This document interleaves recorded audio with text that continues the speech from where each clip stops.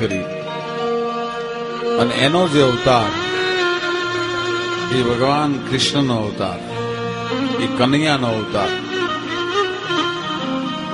દરેક માવતરના હૈયામાં એમ હોય ને કે મારો દીકરો કેવો હશે, જોયા હું તો ખરો.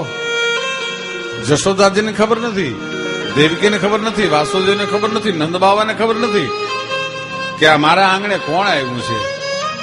તો શિવને ખબર છે કે મારા નર્તનમાંથી એક ટુકડો જુદો પડીને દુનિયાને નર્તન કરાવવા માટે જાય છે. એ ખબર નહોતી એને. એ આખા વિશ્વને નર્તન કરાવવા માટે જાય છે. મારામાંથી જુદું પડેલું એક તત્વ છે, મારામાંથી જુદું પડેલું એક અંશ છે, એ આખા વિશ્વને નર્તન કરાવવાનું છે. એને ખબર નથી. અને એટલા માટે આજ ભગવાન ભોળોનાથ છે એ ગોકુળમાં આવ્યો. ભાઈ ગોકુળમાં આવી નંદબાવાના નેહડામાં એમનામ તો જવા ન દે, પણ શિવ સંન્યાસી થઈને આવ્યા છે. ભાઈ જટાજટ ધારણ કરેલી છે, ભસ્મ અંગે લેપન કરેલું છે, હાથમાં ડમરું છે. લ્યો યુગરાજ, ભિક્ષા લઈ લ્યો. ભિક્ષા લેવા મૈયા હું આજ નથી આવ્યો. કેમ કે મારે તમારા દીકરાનું દર્શન કરવું છે. એ પહેલા હું નહીં જાઉં અહીંથી. જશોદા, મારે તારા દીકરાનું દર્શન કરવું છે. એકવાર મને તારા દીકરાનું દર્શન કરાવી દે. એને ખબર છે કે મારો અંશ જ છે ત્યાં, મને જવા દે છે કે નહીં.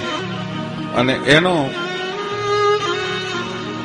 ભગવાન કૃષ્ણને જોવા માટે સદાશિવ ભોળોનાથ આજ ભગવાન પોતાના અંશને દર્શન કરવા માટે આવ્યા છે. અને એનું બહુ ઉત્તમ ભજન નગર મેં જોગી આયા. અને સિંધના સુર લાગેલા છે, કચ્છના અને સિંધના સુર લાગેલા છે. અને ગુજરાતમાં આ ભજન એટલી જબરજસ્ત નામના મેળવી છે.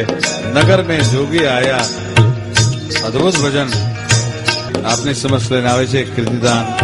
શિવ સમાન કોઈ દાતાર નહીં, ભોલેનાથ,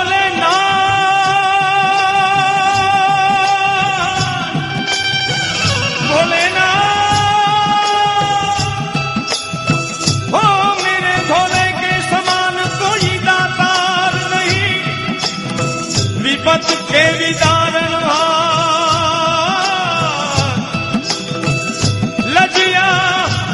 हमारी राखिए नंदी के असवार. नगर